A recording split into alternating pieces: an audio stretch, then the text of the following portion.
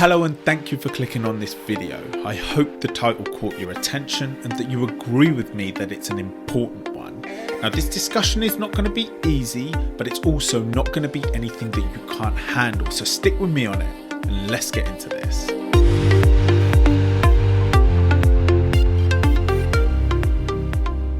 Okay, so it's a pretty tough title, hey? Knowing what to do if you've been sexually abused. Not many people are talking about this, even though it's happening all of the time. Like, you may know somebody who's been through something before. You may have been through something yourself. Or you may even have a friend who's currently going through something right now. Like, this is so important that we talk about this, because nobody wants to see anybody being pushed into something that they're not comfortable with sexually. Being forced into doing something that they just don't want to do, or being groomed or tricked into something that they're not fully understanding. Such a horrific thing to think about. Sexual abuse makes everybody feel uncomfortable. No one knows where to look or what to think or what to say. Or am I wrong about this? Do you feel like you know a lot about it? You feel like you're well informed on it? For example, if I was to say that peer-on-peer sexual abuse is on the rise, it's not just a adults on young person thing anymore, like the media seem to portray it to be. Would that surprise you?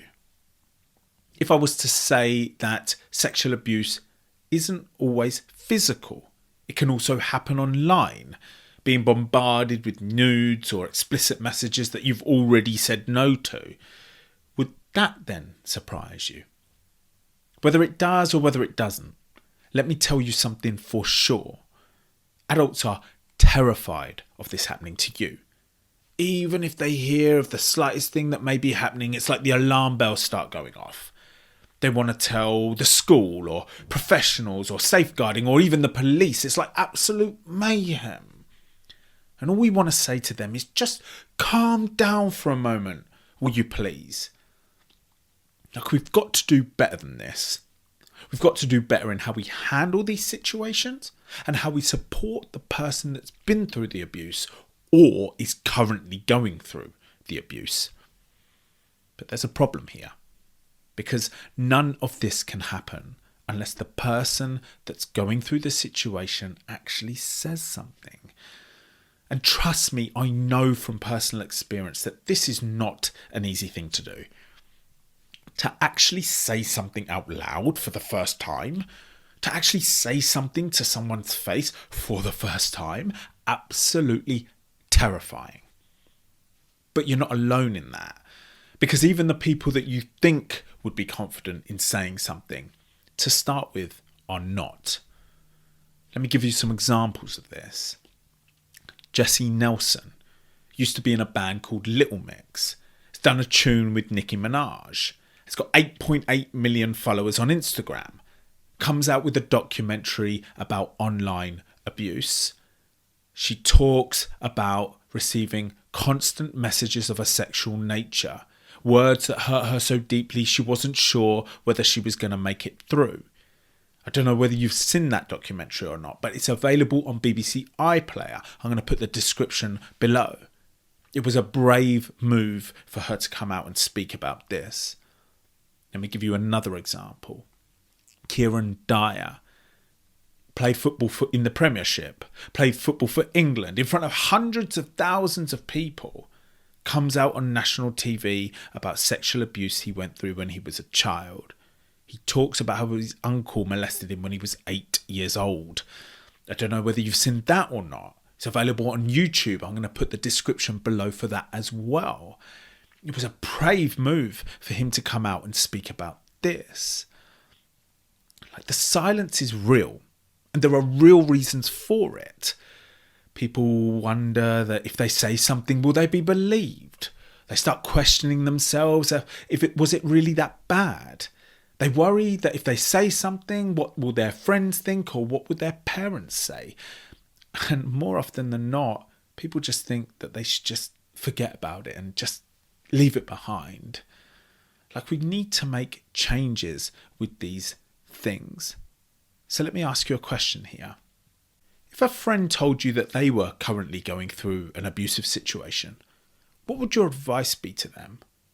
Would it be to tell somebody straight away? And if so, who exactly? A parent? A teacher? Another friend? But what happens if they're people who your friend doesn't want to tell? Then where are they going to go?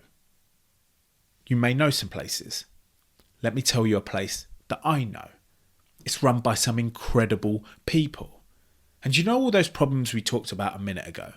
About if you were to say something, you may not be believed. Well, this place has no reason to doubt you. And also we talked about if you were to say something, you could be worrying about what your friends will think or what your parents will say. Well, this place has no reason to judge you either. The place is called Tope. And again, it's run by some incredible people. And they do things very differently to other organisations. And let me tell you a little bit about that. They do not require you to have reported the abuse to anyone before you contact them. And they will not pressure you into doing that. In fact, they could be the first person you've ever told. And that's no problem. They want to move at your pace. You want to speak with them once and not again until you're ready? That's no problem. And you can even contact them anonymously. You don't even have to give your name. Now, they are very experienced in these situations. They've been doing this for over 10 years with another organisation called Survivors in Transition, who support adults who have been through sexual abuse when they were younger. And as they did this more and more, they thought, wow, if only we could have got this support to these adults when they were younger, in their younger ages.